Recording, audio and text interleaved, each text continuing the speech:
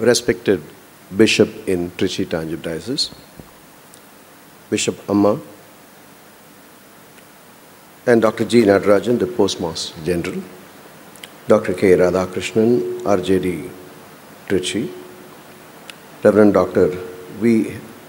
Raja Mansingh, the Clerical Secretary, and Dr. Princey Merlin, the Principal of this institution, and all other dignitaries. For want of time, thank you so much for having invited me as part of this celebration. 60 years of faithfulness of God.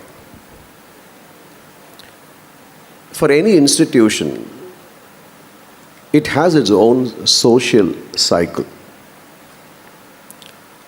In Madras Christian College, we always say, and we quote Reverend Boyd, mentioning that Christ is the foundation of this institution. Irrespective of the leaders of the past, the institution has been resilient with changing times. I see that in Bishop HEBER College here. The reason why you have invited me is because of the connection that we have with the Christian College. Christian College has its origin from Church of Scotland, which is Presbyterian in nature. We call the church as Kirk. With the inclusion of Bishop HEBER College, we also embraced the Anglican tradition. So we always call a chapel having Anglican tradition, our Anderson Hall having a Presbyterian tradition. Though it started with the Church of Scotland, Reverend Miller embraced ecumenism and set a trend among the Christian circles. Invited SPG, invited all of the 7 denominations in the Miller's Road and had a meeting that we are coming out of Church of Scotland because of the restrictions that they had. We're going to reach out to the community and I need support. And it became ecumenical in nature and we embraced all denominations of Christianity. The resilience of any organization, it depends on the providence of God on the one hand, and then the way you try to appropriate the mission of the institution. Every institution has its own vision and mission statement. Likewise, Bishop HEBER also has its mission statement. When I read the mission statement, it resembles Madras Christian College. It says Bishop HEBER College aims to transform young learners into competent, socially conscious individuals through holistic, inclusive education. Grounded by Christian principles, the institution focuses on whole person development, seamlessly blending academic excellence with spiritual, social, and ecological consciousness to actively contribute to nation building. I find that my institution also shares the same burden, same mission. Always remember that we have a vision statement, and the mission of the institution needs to be appropriated with changing in times. Today I'm going to speak on that very briefly. Corporates call that as brand repositioning. We call it as mission appropriation. What is that brand repositioning? Let me begin with the first thing on why do we remember the faithfulness of God? Humans naturally have this forgetfulness. It's a natural trait, and over the time, unless they rehearse or they memorialize through a gratitude journal like this, they will forget the benefits that they received from the Lord. God often commanded the Israelites to remember, and He instituted festivals, altars, stones of remembrance, so that they will acknowledge Him in all their ways. Because He knew that human forgetfulness was a psychological constant. Psalms 106, 13th verse says, forgetting God's goodness, they soon forgot His works, they did not wait for His counsel.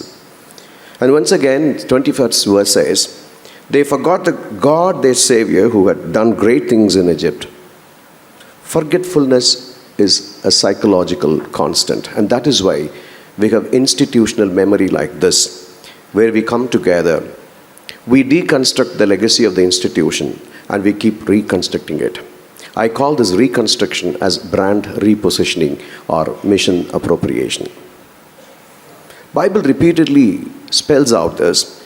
Take care lest you forget the Lord, who brought you out of the land of Egypt, in Deuteronomy 6:12. Bless the Lord, O my soul, and forget not all his benefits. Repeatedly we see that God reminds us and prompts us that we should not forget the benefits that we have received from the Lord. So we had 7 festivals instituted in Israel: the Passover, the Feast of Unleavened Bread, the Feast of Pentecost, the Feast of Trumpets, the Day of Atonement, the Feast of Tabernacles, and the 8th day. These were the festivals which were instituted by God so that they will remember each festival and remember the grace of God that navigated them through when they moved from Egypt to Israel. Brand appropriation or brand repositioning. If you look into Apple, almost 6 times they changed their logo. You can go back and see. 6 times, starting from 1976 onwards, they kept on changing their logo, which indicates that they are repositioning their brand.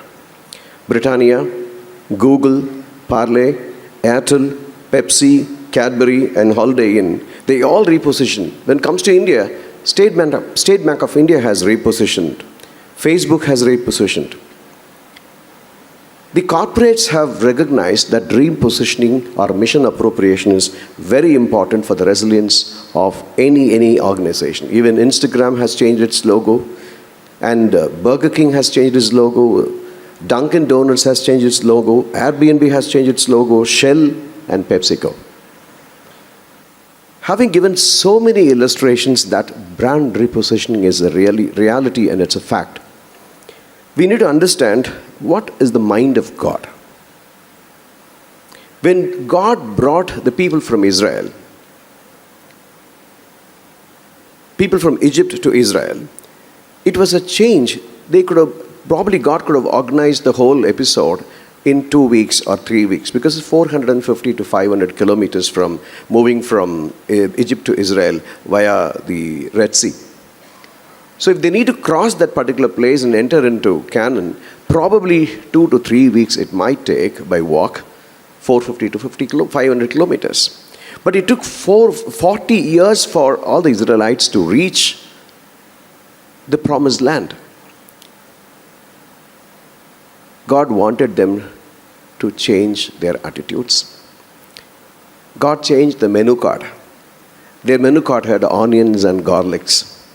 God said, I'm changing the menu card to manna. That was a different experience for them. They were nomads. They never had a defined sleeping places for them. They were people who were used to an agrarian lifestyle in Egypt, which was well watered by the Nile Delta. But the desert experience was a terrifying environment for the Israelites. Another change. Remember, unless it is a survival need, there won't be any driver for change. Pandemic hit us. We never knew how Zoom would work. I never knew that I need to buy Zoom. I need to subscribe to Zoom. So every 45 minutes, it'll go off. So I used to handle my class, and every 45 minutes, I'll instruct my students to go back and sign in again.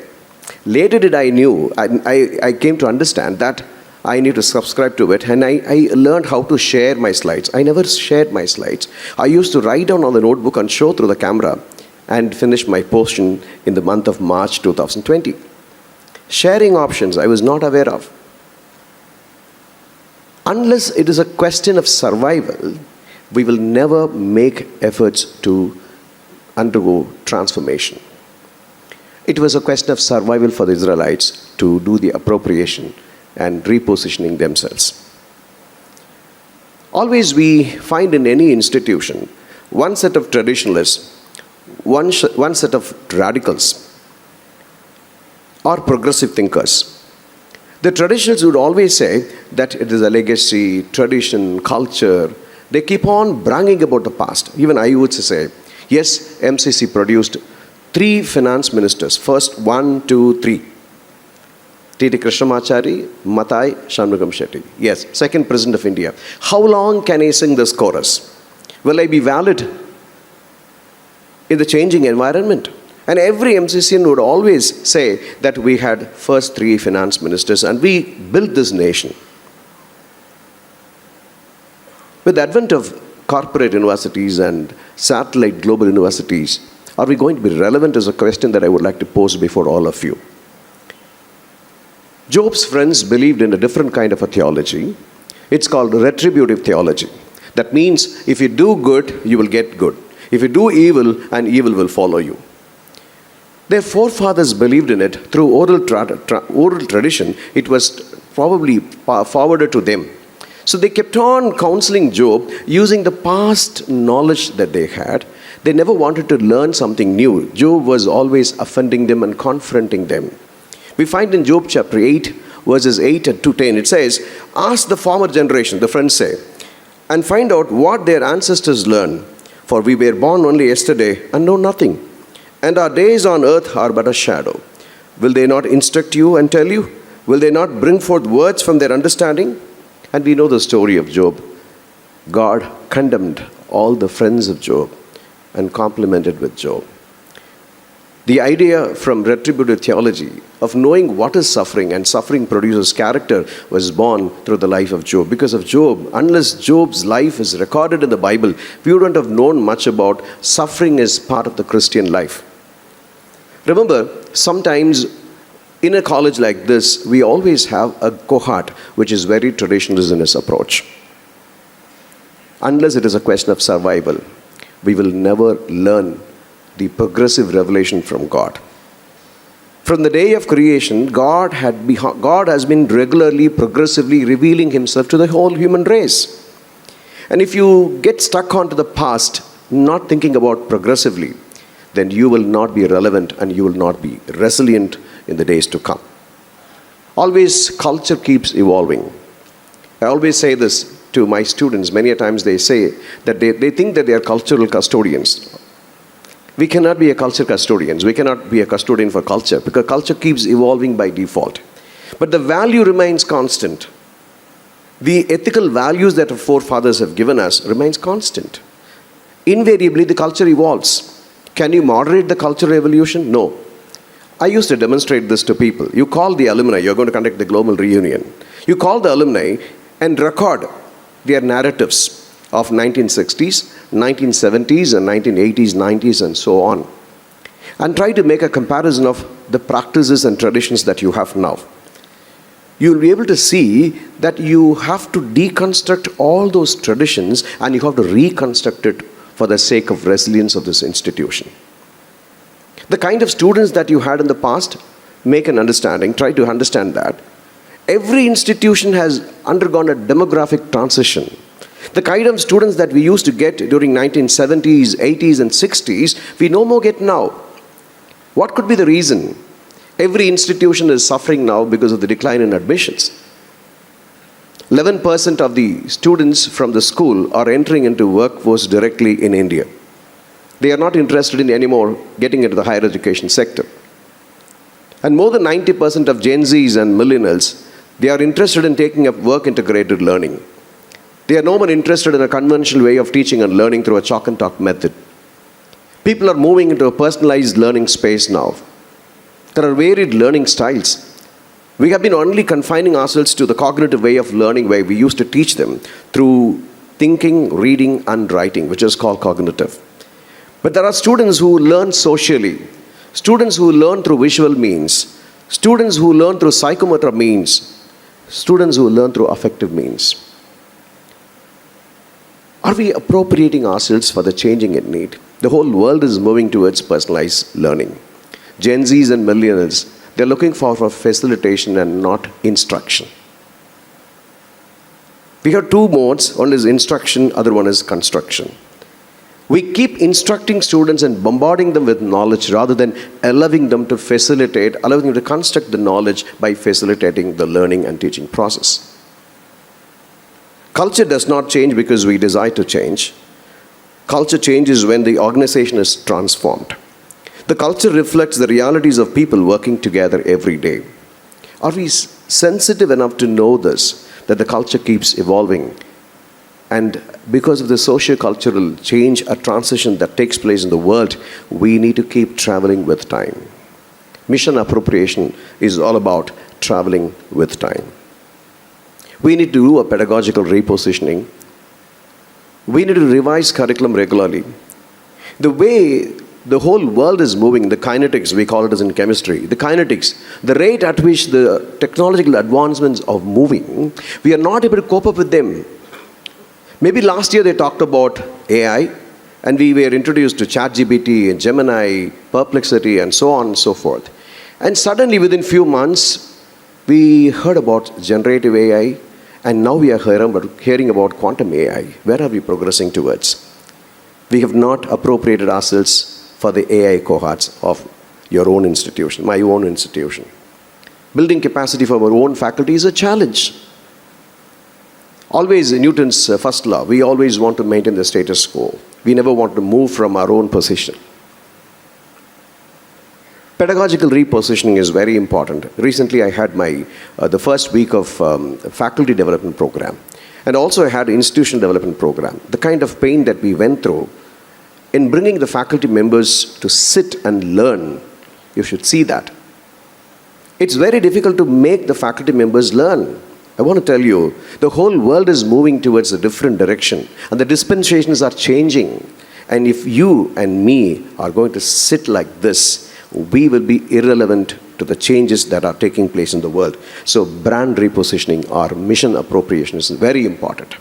You read through the mission statement of Bishop HEBER College and try to see how can it be socially relevant and environmentally responsible and spiritually vital and academically excellent. How do we define academic excellence now? Can we say it's a rote learning? The way the talent acquisition platform has completely changed. I was discussing with one of the CEOs. You came to my room. He said, "Sir, give me 100 students.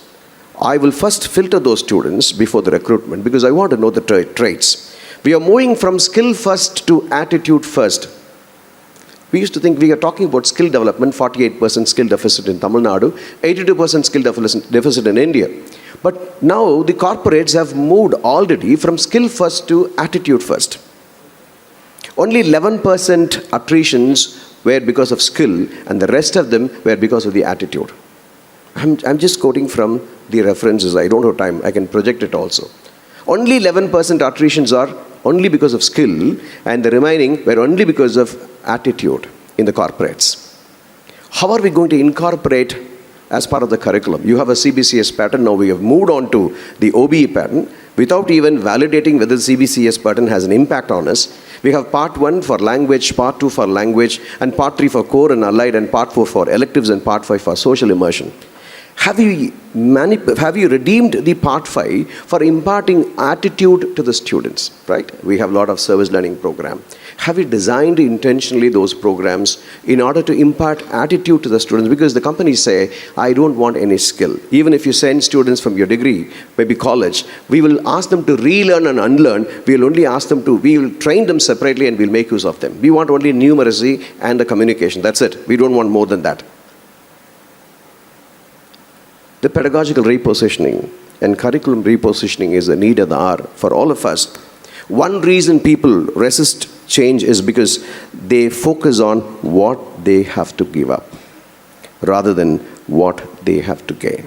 I repeat once again. One reason people resist change is because they focus on what they have to give up instead of what they have to gain. If you want to appropriate the mission, you have to look into what you're going to gain out of it when you are subjecting yourself to the change and transformation. Without examination, traditions turn out into distortion. Without renewal, wisdom turns into superstition. Without correction, heritage turns into bondage. The second thing that I want to be aware of is intergenerational conflicts. I remember Gen X and Gen Y had adequate space. Gen Y and Gen Z now. Now I see that the 2000 kids looking at the 90 kids saying that they are all 90 kids. Within 10 years, they talk about generational shift. Do you understand? If you go behind this expression and see, this is a technological advancement that has quickened the process of the demographic transition.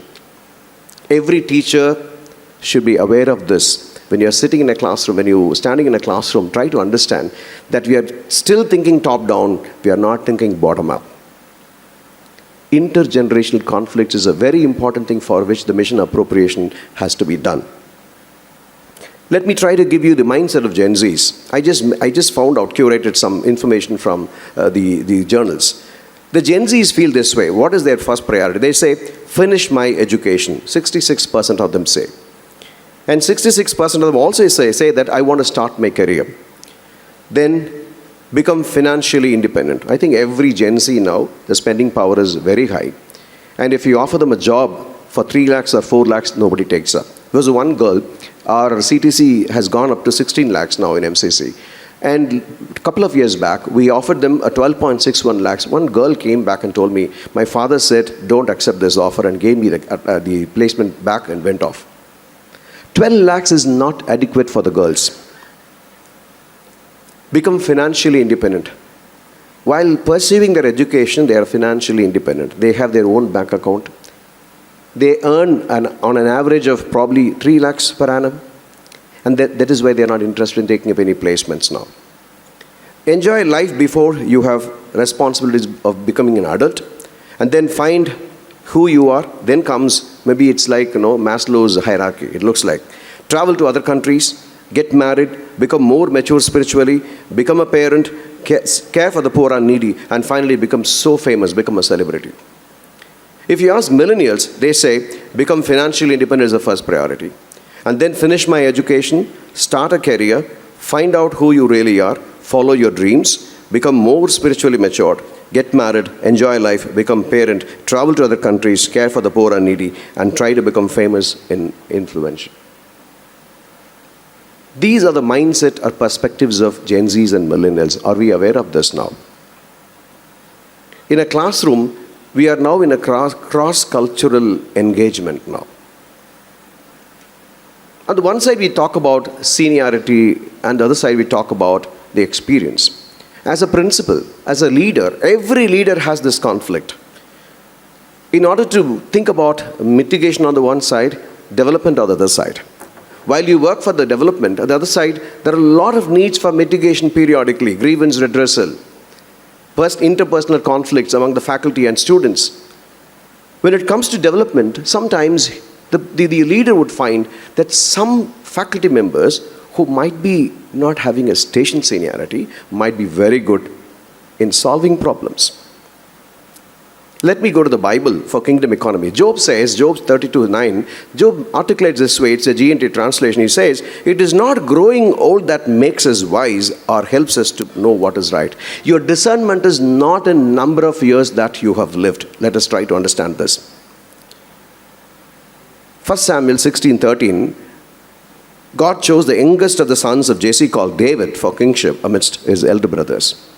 And Matthew 21-16, we see the kingdom economy, where seniority in accordance with heaven's standard is all about how one has used the God-given talent and multiplied it.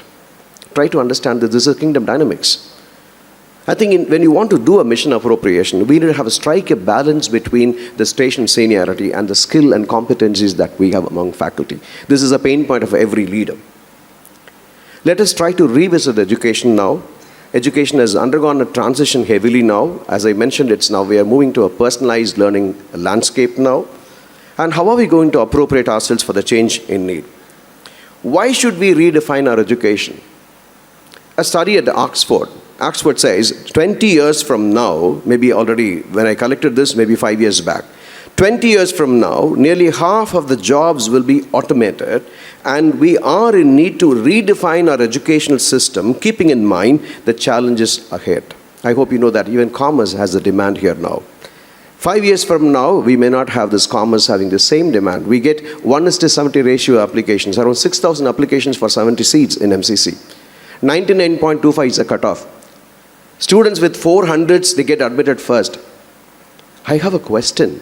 Students with 400s, are they really brilliant? As teachers, you know the answer. Are they really brilliant? I had another experience. This year we admitted students based on the portfolio. One of the faculty HOD texted me saying that, sir, we followed the example that you gave us. We are admitting students with the portfolio. We find one student for the BSc Computer Science with 65% marks, having his GitHub portfolio completely full of developed products that he hosted. And also when a real-time problem is given, he was able to solve it on the spot. 65%. We are all moving into a different dispensation now.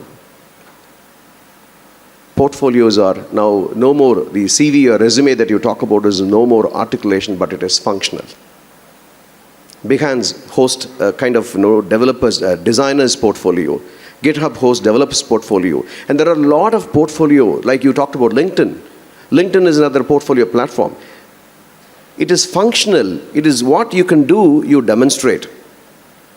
How are you going to repurpose our education towards skill development and attitudes? These are two questions I would like to place before you. Because when the students go out, the attitude is very important. And number two is skill. So we are all entering into OBE. It's called outcome-based education, which is more or less a competency-based education. There are 4 skills that are very important as per the 21st century. The way you are able to have your cognitive skills in the Bloom's taxonomy. We all manage the Bloom's taxonomy when it comes to COPO mapping, just with the action verbs. When it comes to attainment, we all struggle because we will not be able to calculate the attainment properly because we have not mapped COPO properly. The critical thinking is K5 and creative thinking is K6. One of the faculty said, how will you ask questions for creative thinking? This is just imagine. I don't know how to set questions for creative thinking, so just imagine. Can the students imagine in the examinations? Critical thinking and creative thinking are the very important cognitive skills that the companies are looking forward for.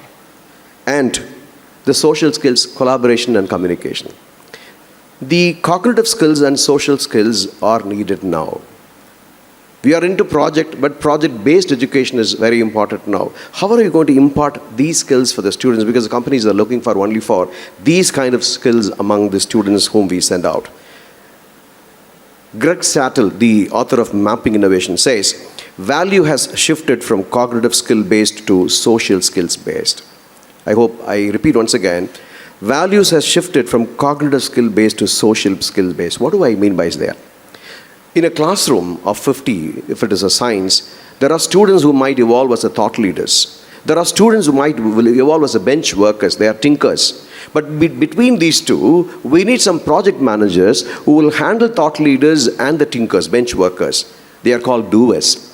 There is a crisis, and that's why people go to Canada for the course called project management. Project managers are in need. How do we teach project management as part of the appropriation? Do we have our assessment based on this? Can you have a project work in which you don't please look at the project outcome, but look at the process skills called critical thinking, creative thinking, collaboration and communication around? Can you assess them and send them out? Rather than knowledge and intelligence, the ability to collaborate will be the defining competitive attribute, the Greg Sattel says. This new era will not be solely human-driven or machine-driven, but a collaboration between human and machines. Are we getting our students ready to collaborate with machines? Or still saying that AI is a crap, that is not getting to that? Do we esteem only cognitive skills and assess students? I remember many of my students come back and say that, sir, I am a CEO now, but I have valued this particular student 60% when he was a student of mine. I never knew that this fellow has a social skill. I have never valued his social skill component. Do we suppress their independent thinking out of insecurity? One thing that I used to understand from my own institution, because we both share the same core values: social relevance, academic excellence, and spiritual vitality. The way you dignify the students and treat them like adult is very important. They come back to the institution. Especially the halls of residence in Madras Christian College is very well known among the alumni. The students might come back to the college, but not to the department. He'll straight away go to the hall of residence and visit his room and go back. The sense of belonging for the student over the halls are much more higher than the department, because the halls dignify them and do not suppress them. They promote them as adults. They are treated like prime ministers. They are treated like, no, they call themselves as prime ministers of St. Thomas's Hall. Or they call them as the cabinet secretary, general secretary, chairman, and so on. And it is a student autonomy that made them to create memories in the institution. Those memories bring them back as an alumni. They contribute to the institution. Let us think about it. These forefathers have taught this now. Are we dignifying our students? Are we treating them like adults and make them come back as alumni? Because many colleges used to ask me, sir, how do you engage with alumni? I said, I have not done anything. My forefathers have done everything. I have seen, wherever I go for alumni meet, invariably I used to ask the wives. Their husbands used to always talk about MCC at home to their children, grandchildren, and wife. Create memories. Create memories for the children. Apart from your own classroom experience, the campus life is very important for the students to learn the social intelligence. Institutional isomorphism. I'm going to wind up now. Institutional isomorphism. Everyone is burning their fingers because neighbor has burnt his fingers. NARF, NAC. That's the pressure that we have. What is your uniqueness? Bishop Heber College has its legacy, its uniqueness, apart from Madras Christian College and Loyola College. What is that? Can you deconstruct it from your alumni when you call them for a global reunion? Can you ask them to narrate it and articulate it and record it and take it as a research and deconstruct it and reconstruct it for your own benefit? Which we have missed because of the cultural evolution. Institutional isomorphism is pressurizing every institution to get normalized. There is a coercive pressure where, because of the government regulation, it becomes the same for all the institutions. We all normalize ourselves. Normative pressures because of the NAC and NARF and other regulations. And mimetic pressures because someone has started data science, I want to start data science. Whether the data science is relevant for this geography or not, I'm not bothered. I want to start data science, and finally I end up in chaos. Let us try to understand this institutional isomorphism as part of the mission appropriation. Faculty development now has become CPD. It's called continuous professional development. Unlike the earlier dispensation where you used to go for a refresher course and orientation course and sleep and come back, get the DA and come back, no more refresher courses and orientation courses are conducted this way, if I'm right. Continuous professional development is the one that is being propagated by UGC. LinkedIn, I think one of the faculty members received the award. I think you're doing a right thing now here because it's a professional. The way the technological advancements are progressing, we are not able to conduct seasonal meetings for professional development. We used to think this way. It's a communities of practice, COP we call it as. We create communities. Each community, a self-motivated community, MCC Research Colloquium is a community. And then we have a digital humanities community, design thinking community, and each community will have only 40 members. We will not expand it only with a personal reference, and we see that it's sustainable. Maybe you can think about that for a continuous professional development. Let me give 3 used cases and call it a day. Resistant to digital change, Kodak. Kodak controlled the global photography market for decades. Kodak invented the digital camera in the year 1975, but dismissed it. Why? Fear that digital photography would cannibalize the film profits. Rapid shift to digital cameras and smartphones emerged. Film business collapsed faster than Kodak could adapt. Filed bankruptcy in the year 2012. Entitlement made Kodak protect his legacy business instead of its future. Resistance to digital change, Nokia. We all know Nokia 1100. World's largest mobile phone manufacturer early in 2000. My first phone was a Nokia. Belief that superior engineering guaranteed success. This was a philosophy of them. When the Android came in, they never wanted to switch over. Underestimated the software and ecosystems, so OS, operating systems. iPhone redefined the phones as software platforms. So Android scaled up rapidly, Nokia lagged. Lost smartphone market leadership by 2013. Nokia optimized hardware excellence while the market shifted to software intelligence. Resistant to digital change by Blockbuster. Many of you might know retail shops, they used to sell CDs. Netflix wanted them to get merged. They asked them, can you do a mergers and acquisition? They said no. Dominated video rental market with physical stores. revenue secured through late fees and retail presence, dismissed Netflix as an unprofitable one, failed to pivot decisively to streaming and subscriptions model proposed by Netflix. Consumers shifted to an on-demand online streaming. Netflix scaled up rapidly with data-driven models. Blockbuster filed bankruptcy in the year 2010. Mistook control of distribution for control of customer behavior. Control of distribution for control of customer behavior. Long historical prestige, centuries-old institutions like MCC, Bishop HEBER, and other institutions believe that degrees automatically ensure relevance. We think probably. Faculty privilege disconnected from teaching quality. Administrative expansion justified as academic necessity. Dismissal of student and industry feedback. Finally, the assumption is that students will enroll because we are established. I think you need to get rid of from this mindset. No more students will enroll themselves with an institution which is not traveling with time. I'm speaking to myself. I'm speaking to Madras Christian College. Whatever I prepare for the Madras Christian College, I'm trying to disseminate it here. Entitlement is a quality that every teacher and every leader should be aware of. Entitlement solidifies into institutional hardness, often disguised as academic tradition. Syllabi unchanged for decades, outdated curricula, we disconnect ourselves from the labor markets. Resistance to interdisciplinary and applied learning, we have never contemplated it. Over-reliance on lecture-based pedagogy, we have not repositioned them. Innovation framed as sometimes, when I started this MCC MRF Innovation Park, people said it's a dilution. He's trying to do probably real estate. It's diluting the academic standards. Dilution of academic standards or corporatization. Remember, hereafter the ranking framework and the new NAC framework is going to include innovation as one of its 10 parameters.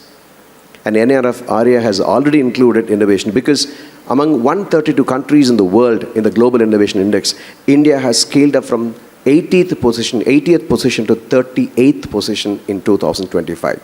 That's a natural scaling up. That means India has an ecosystem for innovation economy. We have moved from agrarian economy to the innovation economy. Collapse in education is usually very gradual. It is not dramatic. Declining enrollment and student engagement, you have to be very much aware of. Graduates with poor employability or higher progression, please be mindful of that. Loss of public trust and legitimacy, I want to alert all the institutions, especially the Christian institution. Financial stress and institutional closures. If you look into UK, University of Reading has closed the Department of Chemistry. University of Hull is 100 years old, has closed the Department of Chemistry. There are 100 closures expected in US. In UK and Australia, if you carefully look into the satellite universities which are coming to India, among 15 institutions, excepting one institution which is called Illinois Institute of Technology, which is from US, all other institutions are from Australia or UK. That means, on the one side, there is an immigration stringent policy. The other side, the domestic students are not enrolling for higher education. This is a global scenario. Let us be sensitive and try to do the appropriation. It's called mission appropriation. May the Lord enable this institution as you celebrate the 60th year of its faithfulness and existence. I pray to God that God should give us resilience because the institutions are completely run by the providence of God. I congratulate the principal and revered bishop and the former bishops and former principals over here. Thank you for all your contributions that has made this institution resilient. Wish you all the best. Thank you.